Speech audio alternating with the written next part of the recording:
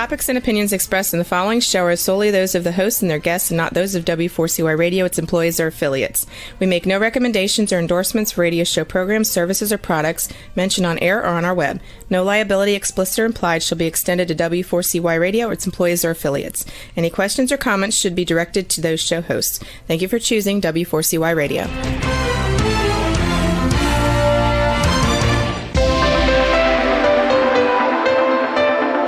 Churchill said, "Those who fail to learn from history are condemned to repeat it." Kevin Hallinan believes that certainly applies to business.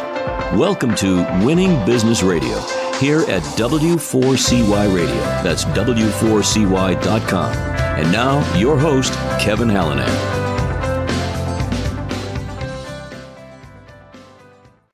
Thanks, everybody, for joining in today. I am Kevin Hallinan, and welcome back to Winning Business TV and Radio on W4CY.com. We're streaming live on Talk4TV.com in addition to Facebook. That's at Winning Business Radio, as well as we're available, of course, in podcast after the live show on tons of platforms, YouTube, iHeartRadio, Spotify, Apple, pretty much wherever you listen to your favorite podcasts. Somebody showed me they were listening elsewhere to a site I wasn't even aware of. So it's out there, it's around everywhere you listen. The mission of this show, Winning Business Radio and TV, as regular listeners and viewers know, is to offer insights and advice to help people avoid the mistakes of others, to learn best practices, right? The how-tos, the what-tos, the what-not-tos, to be challenged and certainly to be inspired by the successes of others. But, you know, virtually every successful person I've ever had a chance to talk to has had some form of failure in their lives and careers. So listen, you hear it every week. While we all have to get our knees skinned once in a while, I'm driven to keep those scrapes from needing major surgery. Let's endeavor to learn from history so we don't repeat it.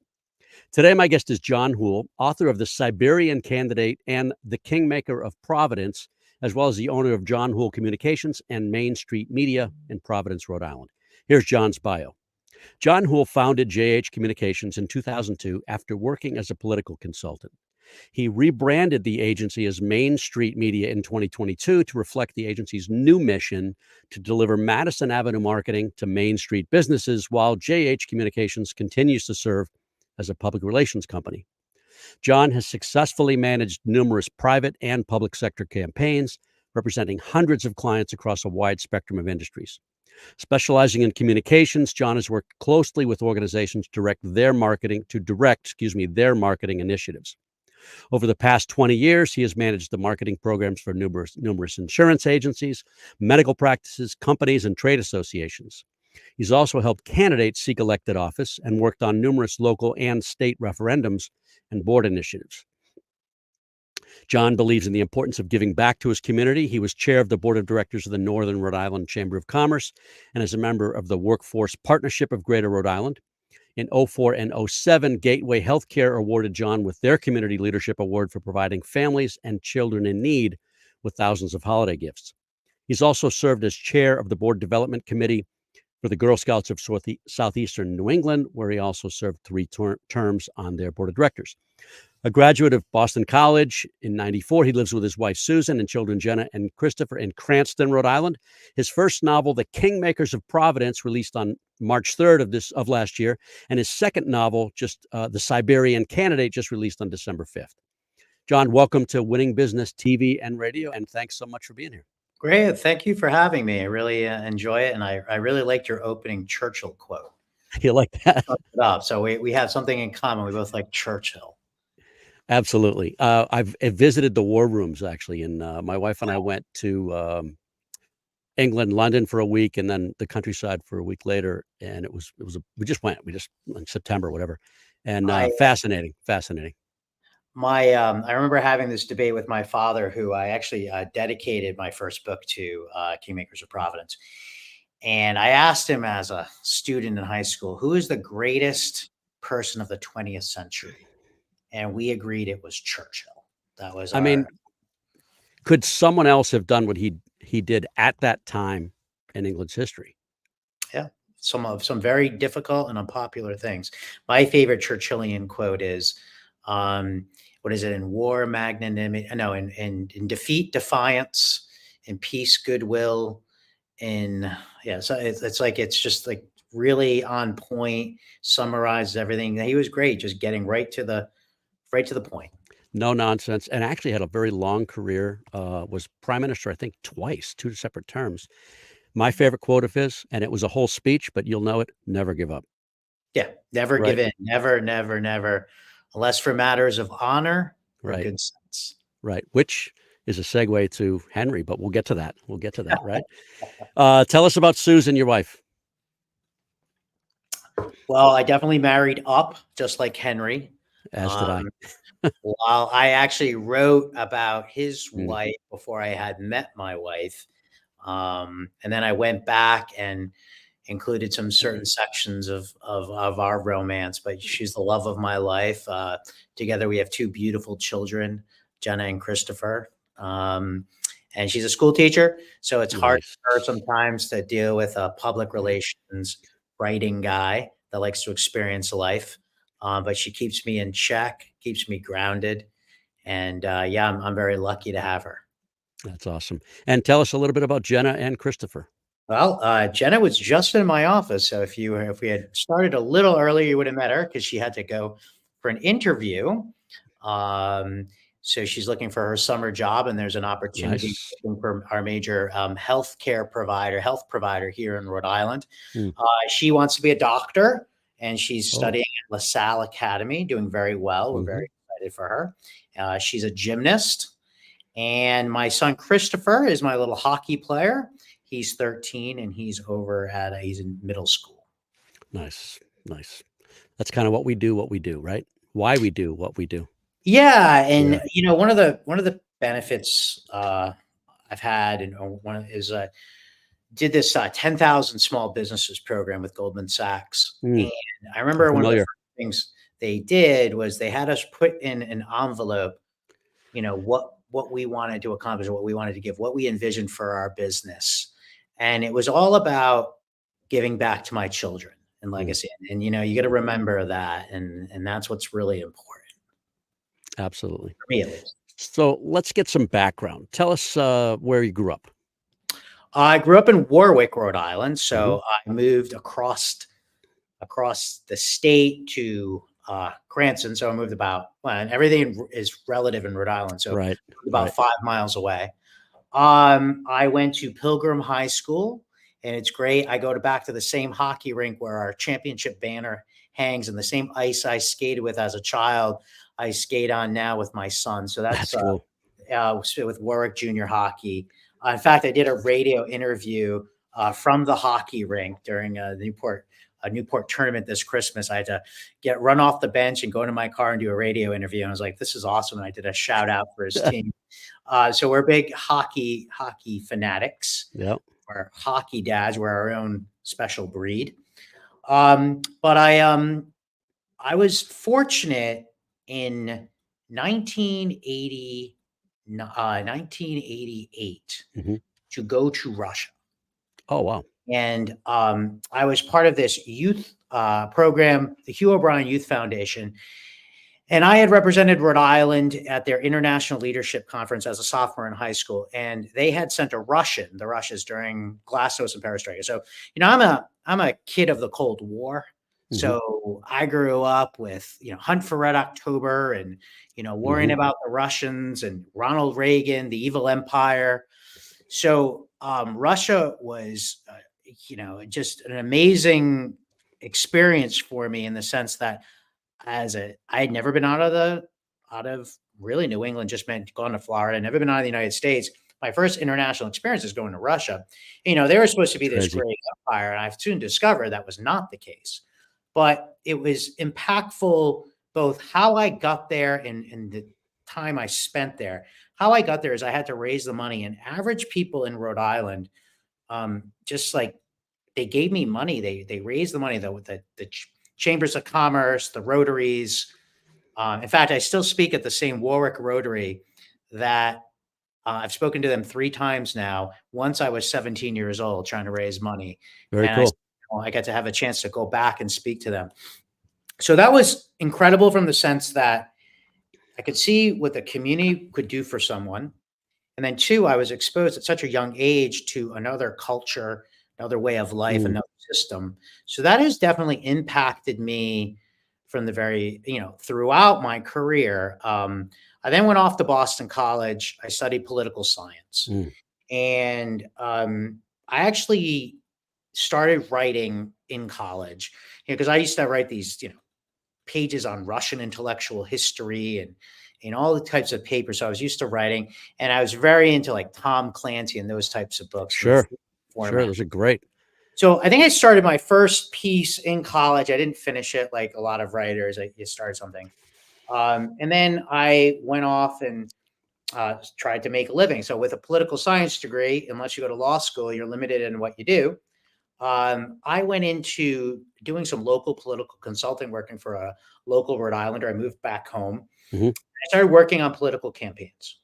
I would be a press secretary, or I would work on the direct mail, or I'd write their commercial, or I would coordinate getting their signs. So I grew up kind of in that environment. I mean, you're like 22, somewhere 21, Yeah, 22, well, 23. I was, truth be told, the first couple of years out of college, I kind of, like many young people, tried to figure out my way, want to be a professional ski club president, that kind of thing. After I got that out of my system, I had to move back home and needed to work, and I could write, and I had a good education. And so I was able to kind of put that to work in what I studied, which was exciting. A lot of political science majors at the time, didn't actually go into politics.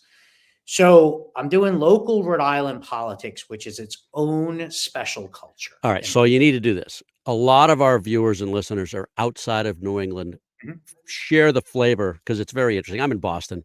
I'm not anywhere near as you are, but I'm well aware of the type of culture in Rhode Island. So I wasn't aware of it either until I came back. So I come back, I'm from Boston College. I have all this Jesuit idealism instilled in me. I'm going to change the world. I'm going to do great things. And I come back and I get hammered. Okay. Welcome to the real world. The real world in Providence in 1998, before 2000, was the Buddy Cianci era. He was at his heyday. And for those who did not know Buddy was the political figure in Rhode Island politics for about 20 years. He was a young elected mayor, a anti-corruption crusader who became a young Republican mayor in a Democratic state, was even talked about as a potential VP pick. And then he got into some trouble his wife was having issues, and he ended up assaulting and being convicted of assaulting her lover, and went off, didn't actually do time, but then he came back and he had to leave office, and then he had became a radio host, just like you. But then he ran again for mayor, and even though he was a convicted felon, he won. I recall. And then he served for, I don't know, like 10 years. And so I came back, and he was at the height of his power. And I can remember going into his office with a young state senator that he had procured a good job for. And the senator saying, "Hey, I want to run for office." He's like, "Why do you want to do that? Tell me why." But it was, here I am with like the political boss, right? And I can remember him like feeling my back to see if I was wearing a wire. I'm like, what is this? So really, the Providence that I came into was like a culture shock. And if you read The Prince of Providence by Mike Stanton, you can get a real flavor of what it truly was like. And then Crime Town, the podcast series, is fantastic. What I have found is that while the mafia may have moved out, the corruption is like ingrained in our culture, and like new types of special interests have moved in to fill their void. So my book talks about that, but in a fictional way. For example, my mayor is not Italian. He's Irish, and the Irish had a firm place in Rhode Island politics and Providence politics for generations. So I just carried that through, kind of like Mayor Fitzy up in Boston. Like I kind of, a lot of my characters are composites. So I wanted to show people my observations of what local politics was really like. So yes, I've embellished, I've made some characters, but the background and the culture from where I came, it gave me, as one reporter mentioned to me, Providence is like an amusement park for politics because we know everybody's business. And I think that's actually what makes us strong in Rhode Island, that we know everybody. But that can be a negative too. It's kind of like that old boys culture that you got to try to break in, and to really get anything done, you have to know somebody, and that can breed corruption. We know the famous line, power corrupts, absolute power corrupts absolutely. That was very true here in Rhode Island. But like you said, you're from Massachusetts. It's not like we always get the bad name that we're the most corrupt places. But Massachusetts, how many speakers or Senate presidents have been indicted up there? I mean, so we're not the only ones. While my story's set in Providence, it could be indicative of any mid-level city, how politics really operates. All right. Hold that thought right there, John. For the audience and for you, we're going to be back in about 1 minute after we pay some bills. You're listening to Winning Business Radio with Kevin Hallinan on W4CY Radio. That's W4CY.com. Don't go away. More helpful information is coming right up, right here on Winning Business Radio. Have you ever dreamt of being on the radio? Well, now is your chance. Be a radio show guest on the #1 ranked internet radio station and promote you and your business for free. Yes, you heard it, free. Business advertising right here on W4CY.com. Call 561-506-4031 now to get booked on one of our shows. That's 561-506-4031. Get your free advertising now. And now back to Winning Business Radio with Kevin Hallinan, presenting exciting topics and expert guests with one goal in mind: to help you succeed in business. Here once again is Kevin Hallinan.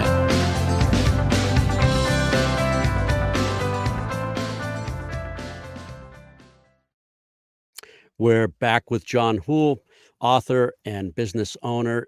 So, John, when did you know you wanted to be a writer? And is it true you started writing Kingmakers of Providence 20 years ago?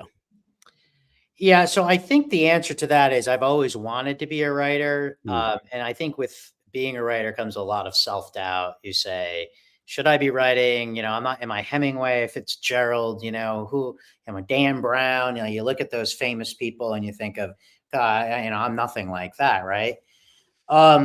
So I think you deal with a lot of that self-doubt. So I think I've always wanted to be a writer. Like I said, I probably worked on my first piece right after college. I wrote this when I was about 30. I started it right after I worked on the 2002 special election for Providence. And I had one of the candidates, I was their political consultant in a special Providence electoral race, Providence mayoral, because Buddy Cianci had gone off to jail. So they had a special election to succeed him. And that's where the story originated. So that was in 2002. I finished it. And after I lost that race, I wasn't this hotshot political consultant anymore. So I did what, anyone would do in my situation. I fled to Prague. I had a friend from college that had been an expatriate over there. He set me up with some of his friends. I spent a few weeks out there. I finished writing. And so I wanted to do that kind of European. I was left bank thing where I was in Paris writing on the Seine. Eating baguettes and drinking coffee. Yeah, eating baguettes and coffee. But then when you run out of money, and you're in a foreign land, it's not so fun. So I came back with my tail between my legs, had to move back in with mom and dad. They were thrilled. My father then has a major heart attack. Ooh. And so it was good that I was home because I was able to help out and when he was doing his rehab so my mother could work. And then that's where I launched my business because I needed actual income. The whole time that I launched JH Communications doing public relations for politicians and small businesses and nonprofits, I always had that bug to write. And I always went back to my work. I did get in 2006 a chapter published in a literary journal called the Northeast Review. So I did get published somewhere, one chapter. And then I just let it sit because I met Susan, my wife. We wanted to have a life together, wanted to have children. So I really focused on building up my business, which was, a good decision. So what happened then? COVID occurs. And, I heard of that. From home, you're wondering, is your business even going to make it? And you're looking for things to do. And like I said, well, let me dust off that old novel. Let me read it one more time and let me do something with it.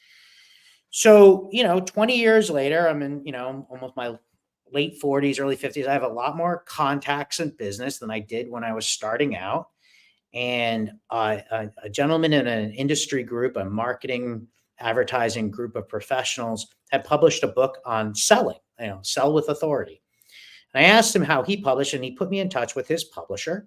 I went through it with him. I went through about 3 rounds of editing, went through the whole process and really enjoyed the process, from looking at the cover designs and then seeing the feedback from these professional editors and tell me, you should really expand this area more, or they cut back certain areas. And then the big thing is, we really don't like your ending. We think you should cut that last part out and leave it more of as a clip. So I had to go back and write that. So I not only started to learn the process, but then from there, it takes a while with the typesetting and the printing. And I can remember going back and forth with the publisher about, paper costs, because, you're now in like shortages because of COVID.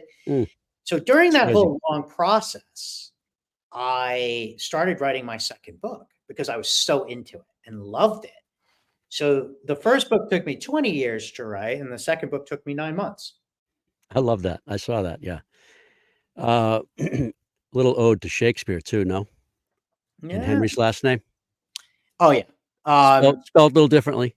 Henry, yeah. And I almost was going to go back and switch it to the TIO, Mercutio with TIO, but I kept it the way it is. And Henry is for Henry V too. So it's a double Shakespeare. Okay. Yeah. Let's see. Let me go back to the companies for just a second, because I want you to be able to talk about those for a minute, because people might need your help. Tell us about JH Communications and Main Street Media, one being public relations, the other being marketing. So it started out at JH Communications. I literally hung out a shingle, needed a job. My book wasn't going anywhere. And you'll see a lot of writers, first-time writers, they're either teaching prep school or they're a journalist. They're doing something. You don't see breakout writers start writing novels and hit it big. That doesn't happen. Yeah, overnight success 20 years ago. What's over that? 20 years. An overnight success for 20 years. So I literally drove around. In fact, I remember my father offering to buy tires for my car because I was putting so many miles on my car, driving around to try to get business the old-fashioned way. And, I went to all my contacts and I said, hey, I can be your marketing director for hire. I'll coordinate all your marketing. I'll come down to your office and work from your office. And I did that because I didn't have anywhere to go. So I needed a place to go. So I'd go to their office and I'd work from there. And I coordinate everything and coordinate the graphic design. And then I would get, one client, and then I would get referred to another and another and another. And all of a sudden I had a business. And I remember hiring my first employee, and I was so worried that she might think I'm a fraud because she's there to answer the phone. I was like, please, someone, call, because I want to be sure. So that's how it began. And my first break was with this Trusted Choice Insurance Agents. Had an opportunity to pitch them. I worked weeks to do it. I remember working that weekend before doing the big pitch, and then it's just like Mad Men where you went and did the big pitch. I got it, and that changed everything. And I still have that client today. Nice. I run a campaign with about 25 to, at the height, about 38 different insurance agents from around the state. They pool their money. Some companies sponsor them. They get some grant money, and we do a $250,000 campaign on TV and radio with all their individual messages. Was able to develop that in New Hampshire and Vermont as well. But Rhode Island and the independent insurance agents of Rhode Island Trusted Choice is what put me on the map as a business. Mm-hmm. From there, I was able to grow with other agents and other insurance companies. Then I started pivoting towards medicine because my brother was a doctor. Mm-hmm. He would introduce me. I did someone's website, and then someone would reach out to me and say, "Oh, my brother had the best medical website." So then I get referred to another time,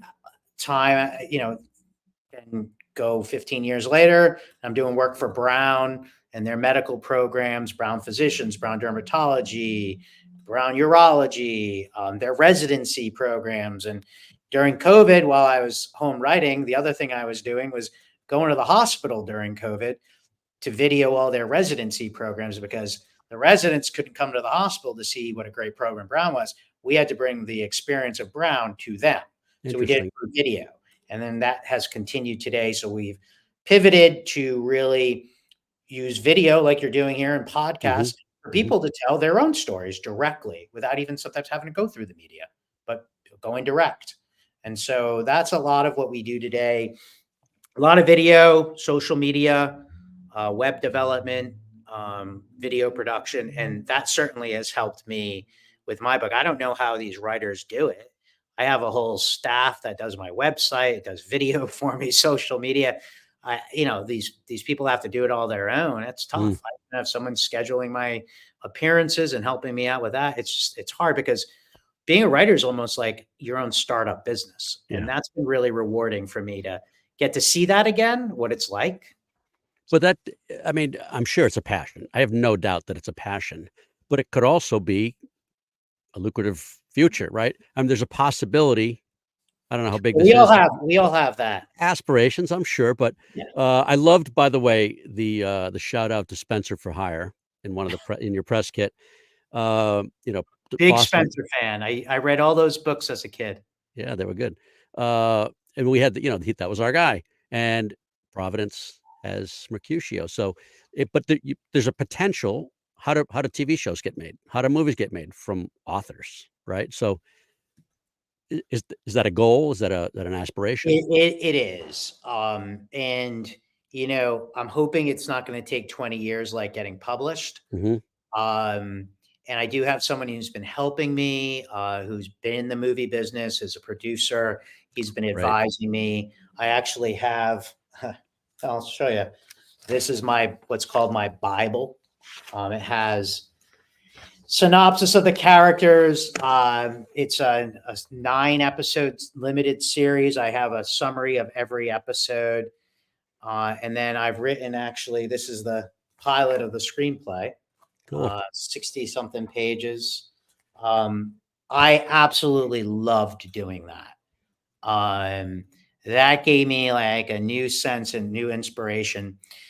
And, it's good. It's actually even helped me with my business writing, because writing's writing. It's clearly getting your thoughts out. And certainly when it's like practice with anything. If you want to be a good musician, you keep practicing. And having editors. The same thing. You just got to keep doing it and doing it. You get better. So the more I write, I think the better I hopefully get. And then even switching platforms, so going from a novel to then the challenge of writing it as a screenplay, it's a different format. You're more descriptive in your novel. You have to do that with visuals and dialogue. I am very heavy in dialogue in my books, so it was easy to transfer that over, but you have to do it in a format that works for TV or the movies. And most likely, if this ever gets made, it will be more a TV series. Like a Prime or a Netflix or streaming service. Yeah. But I mean, me and everybody else, right? Sure. So that's the thing. It's like people think, and I go and talk and they think it's just going to automatically, because I wrote a book, become a Netflix series. It doesn't work that way. It doesn't work that way, huh? You don't just send it to their inbox. It's probably the most competitive business you can be in. Everybody wants to be in this business. So I'm focusing on developing my characters. I had a really great conversation with another author on Friday, and he was telling me, stick with what you're good at, stick with what you like, and it'll take care of itself. And that was probably the thing that was I took from my business too. I remember one of my first clients saying to me that, and it was insurance agency that had been around for almost 100 years at the time. And he was talking about his father and his grandfather. And he's saying what they had passed on to him was, if you take care of the clients, the business will take care of itself. And I still believe that. And I think same thing with the book. If you take care of the characters, you write good stuff. You don't take the readers for granted. You respect them and respect the time they're spending with you. It'll happen. So that's what I enjoy doing. Love it. All right, we're going to take our second break right here. We'll be back in about another minute with author John Houle. You're listening to Winning Business Radio with Kevin Hallinan on W4CY Radio. That's W4CY.com. Don't go away. More helpful information is coming right up, right here on Winning Business Radio. The YP.com website is your local search engine. If you're looking for a good restaurant, it can help you find the right one nearby with ratings and reviews. Or if your car breaks down, you can use the YP app to find the closest repair shop. Or maybe you're just looking for something to do on a Friday night. Well, it has great local coupons for all sorts of things in your area. No matter what, when, or where, if you're looking for something, YP Local Search can help you find it. So go to YP.com or download the app to search local, find local, and save local. And now back to Winning Business Radio with Kevin Hallinan, presenting exciting topics and expert guests with one goal in mind: to help you succeed in business. Here once again is Kevin Hallinan.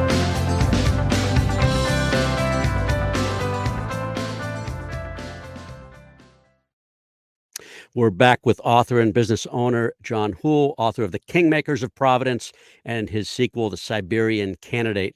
I want to get into the books in some more depth here, and I want you to talk about, you did mention the inspiration was a composite sort of history and actual people, but certainly fictionalized.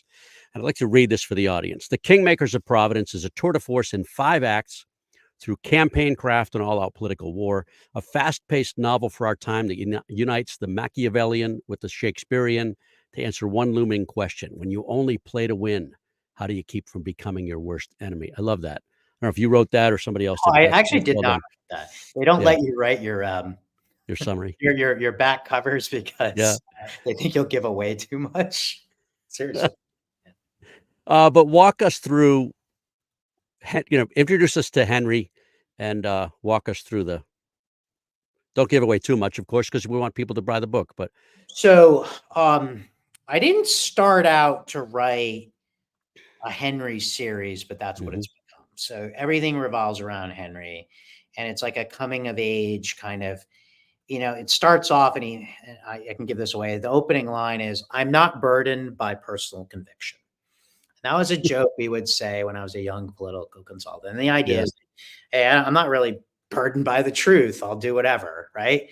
So that sets the tone. And he's at a funeral, and it's the funeral of a big political boss, and all the politicians are there. So I try to paint the picture of, this is what Providence politics is like. It's not, if people are showing up for the funeral, they don't really care about the guy, but they need to be seen. And then we all go nostalgic for what I think are the bygone areas. I talk about, the good old days in politics, but the reality is they weren't good old days. They might have been worse, where political patronage got you things, but that was to show the culture. So then what happens is there's someone brave that decides to stand up for the mayor and expose his racketeering ring. And he's just a small building developer who's pissed off that his building got left out of a opportunity enterprise zone. And so, but in order to get into that zone, you got to pay $5,000. And so he decides, he wears a wire and exposes the former chief of staff of the mayor. That actually happened in real life. I made it my own kind of story, but that happened. And the difference between what really happened and then in my book is the mayor happens to be on a cultural exchange in Ireland. And he gets wind that as soon as he lands in Boston, he's getting indicted. So he flees So he takes off. He gets smuggled out of Ireland by his IRA cousin, because, you know, he's going to have an IRA cousin, right? Of course. In the drug trade, and can smuggle Played by Willem Dafoe or somebody like that. Yeah, exactly. And so, you know, and I have this scene where he's like, you know, crossing the Irish Sea, going to England, and he's smuggled into Birmingham, where apparently there are a lot of mix, I say, and then he takes the channel over to Paris, and then he makes his way to Prague, right? And he hooks up with a Lithuanian prostitute who he figures that they'll be looking for a single guy, but not like an old paramour with a young woman. So he figures that'll be better for his disguise.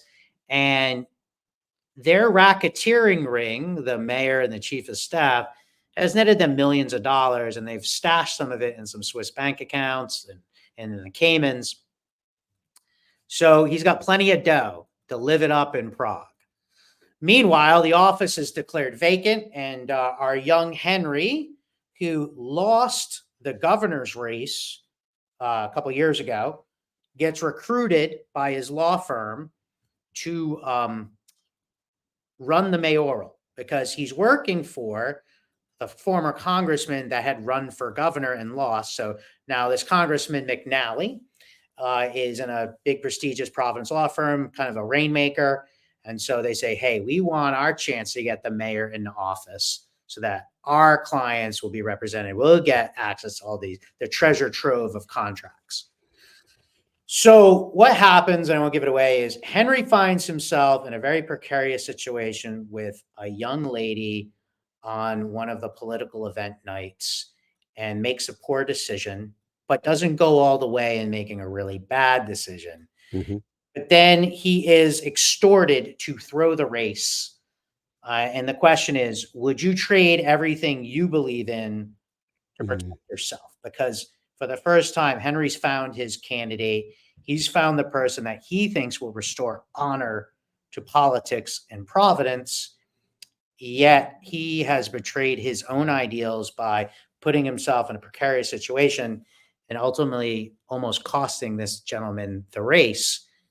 So we watch Henry kind of navigate the political system to make it appear like he's trying to throw the race, but yet at the same time winning it.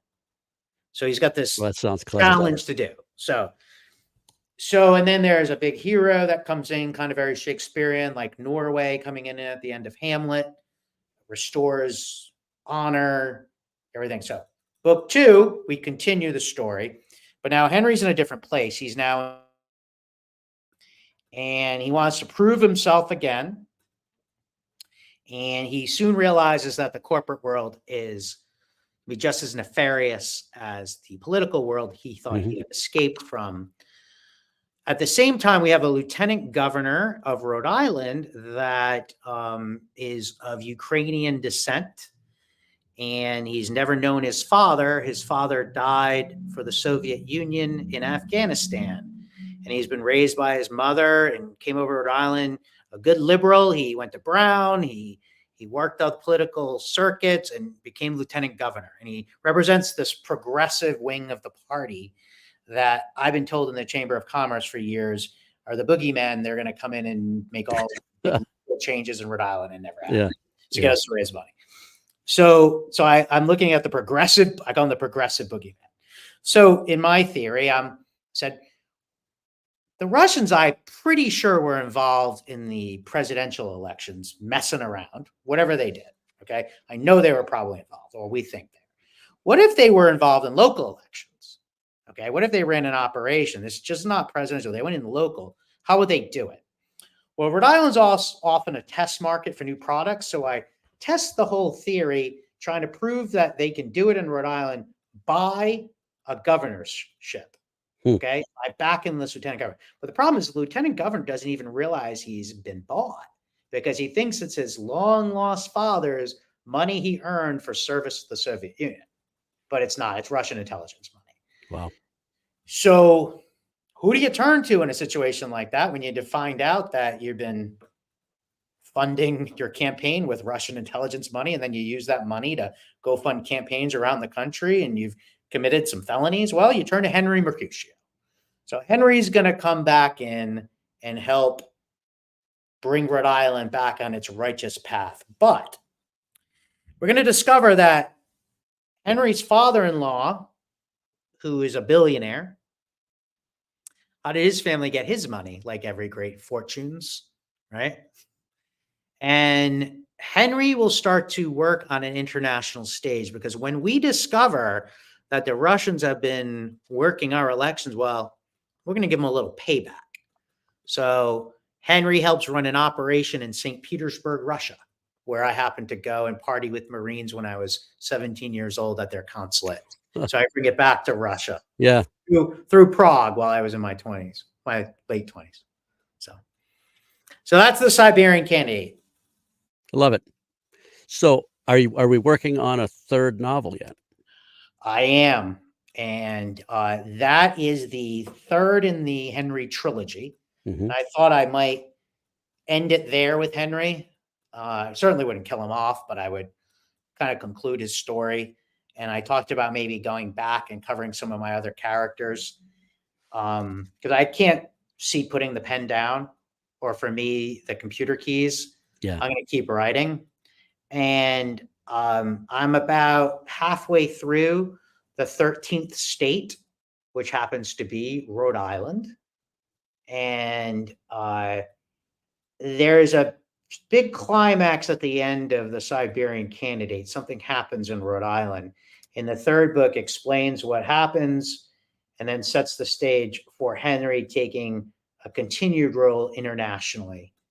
And again, he used to represent when we have good, smart people involved helping to make decisions, Mm-hmm. and the repercussions of some of those decisions, and all the nefarious actors around, all, wanting their piece of the pie. So it's a lot of what I, they say write about what you know. I worked in politics for 20 years, still dabbling in a little bit. Mm-hmm. So I know about how political campaigns are run, but I like to tell it in a thriller format. So, I don't have any CIA background or any of the stuff I like to. That's definitely my Tom Clancy influence, and read all his stuff. So I gravitate towards that kind of stuff. Are you going to be in a cameo, having a drink at a bar in the background of the movie? Of the movie or the series? I'll be happy to have my name listed as written by John Houle. Yeah. And so that's what was interesting is being in my business and doing a lot of graphic design and video, and I produced some videos for the books. But I did see those. I really enjoyed being the client, and I really loved the book covers they created. So I certainly leave that to the professionals. Mm-hmm. So I certainly wouldn't interfere if this ever gets into a movie or a series. Let them have at it. And certainly, if they would like my input and want my involvement, I would certainly want to do that. But I also like being the writer. That's really cool. Well, it sounds like fun to be where you are, and the books sound fun as well. What would your advice be to newer authors who are maybe dabbling, maybe trying to start? Don't worry about the money. I mean, you're going to have another job. Right. I don't know any writer that, unless they're independently wealthy or someone finances them, but this isn't back in Machiavelli's day where you could get like the patrons to finance your art or writing. So you're going to probably have a job. And I know so many writers and there's so many famous writers. Like I write at 4 a.m. or sometimes on the weekend. I write before work, or I write at lunch sometimes. Never to interfere with my regular job, because that's what pays the bills. There's famous authors that, are writing while they're limousine drivers, and they're writing, or cab drivers, and they're jotting down work and coming back. I guess love the process, love the writing. That's the fun, enjoyable part. Tell your stories, develop your characters, respect your readers, and let the rest just happen. Of course, if you do become a published author, there's a whole other job you have to do. You got to go out and be a promoter. and you have to promote your books. That's the other side of it. I don't know if a lot of writers understand that, there aren't big machines behind you. Big publishing houses, aren't paying for publicists and booking unless your name's Dan Brown and all these and David Baldacci. That doesn't happen to writers like John Houle. You got to do it yourself. So you Don't forget Richard Castle was very successful too. Yeah. Yep. So I got a kick out of that one. That's the secret. All right. So the books are available on Amazon. You're available at johnhoule.com. Johnhoule.net, actually. .net, excuse me. Okay. And I do want to touch on one other area. You volunteer a lot. Wherever I see that, I want to touch on it because I think it makes somebody well-rounded. Tell us why you volunteer, why should others, and what have you been a part of? So right now, I really enjoy coaching. In fact, I remember someone saying to me, it's kind of what I do at work too, when you have employees. So I enjoy coaching my son's hockey team. I'm an assistant coach. So I've enjoyed that. I've been involved in boards recently, the Chamber of Commerce. That was interesting. And soon I'm going to be judging a contest of high school students doing a cooking show, in Rhode Island, by our hospitality association. So they asked me to judge the viability of these young chefs wanting to go out and start their own concepts and restaurant. So I'm excited about doing that. Yeah. I just think it's our responsibility in business to give back to the community. And it goes back to what I told you about when I was 17. I'm trying to raise money. I was trying to raise $3,500 to go on a trip to Russia. And people contributed. So now this is my way of giving back. I love it. Thank you. And what else do you do when you're not working, when you're not volunteering? What else do you do? What do you have fun with? I like to golf. Certainly, my golf game's gotten worse and my handicap's gone up because I've been writing and working more. I like to travel. We did a trip to Europe this summer with our kids. Nice. That was great to expose them at 13 and 15 to other cultures and see that. So we like to travel, I like to golf and like just hanging out with my wife and my kids. Love it. Going hiking. We hike a lot. We spend a lot of time. We ski. So hopefully getting up skiing this weekend with a break from hockey this one weekend. But we spend a lot of time, my wife and I, in gymnastics meets, at cheerleading events, and at hockey and lacrosse games. Enjoy every minute of it too. We did that. We did the same. Who in the listening and viewing audiences should reach out to you, and why? So I just got a company reached out to me and asked me to speak at one of their board meetings. And they want to give out gifts of my book. So I think that's a fun thing. I've been at conventions or I might speak for a half hour. What I speak about is writing as a startup business and what the key takeaways from writing a book, what I've learned. Specifically in the marketing realm, I've had to go out and market this book myself. So when my money was on the line, and I take the money of my clients very seriously as well, what are the things that I've seen work and what would I recommend? So I wrote a blog. People can get that off of my website at JH Communications, actually Main Street, MAINST.agency. You can see our blog post there. Anyone who's interested in reading what I found, I call it What Actually Works. And I like talking to organizations. I also, in giving back, I was at a senior center last week. I had 4 people, but I enjoyed it. Talked about my characters. Yeah. I go around to senior centers, libraries, independent living facilities, Rotaries, and I love to talk about my experience as a writer, talk about my books, what inspired me. I read a couple chapters. So I do that as part of my volunteerism to talk about it. And usually people will buy a few books, which is always nice to support the habit. But people are looking for someone to be entertained in a business format, a business association, or a group that wants to have someone who has worked in both the artistic side as well as the business side that can also relate what's starting a new product or a new book or a new initiative, which is what a book is. It's a almost its own business, what that's like. I certainly could share my experience and tell them some entertaining stories about politics. Excellent. Well, listen, thank you very much. We're out of time. I really appreciate you taking yours to be here. I enjoyed it. I'm sure the audiences did as well. Well, I really appreciate you giving me the opportunity to go on and share my stories. Well, thank you. And thank you, audience, for watching and listening. This is a show about business challenges and successes. If you've got concerns about the growth of your company, feel free to reach out to me on Facebook or LinkedIn at Winning Business Radio. You can drop me a note. I always say one of my many email addresses, kevin@winningbusinessradio.com. Our company is Winning Incorporated. We're part of Sandler Training. We develop sales teams into high achievers and sales leaders into true coaches and mentors. Listen, we're not right for everybody, but maybe we should have a conversation. Thank you to producer and engineer Juan for another job well done. Thank you, Juan. Be sure to join us next week. That's Monday, January 29th. We'll do it all over again. Until then, this is Kevin Hallinan. You've been listening to Winning Business Radio with your host, Kevin Hallinan. If you missed any part of this episode, the podcast is available on Talk4 Podcasting and iHeartRadio.